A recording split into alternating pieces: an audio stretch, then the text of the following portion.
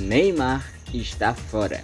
Na última segunda-feira, Carlo Ancelotti fez a convocação da seleção brasileira para os amistosos contra Chile e Bolívia, nos dias 4 e 9 de setembro.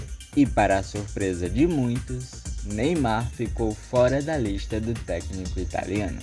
Na minha opinião, a não convocação de Neymar é mais que justa, pois ele constantemente tem se mostrado inapto a voltar para a seleção. Basta ver os últimos acontecimentos envolvendo o camisa 10 santista.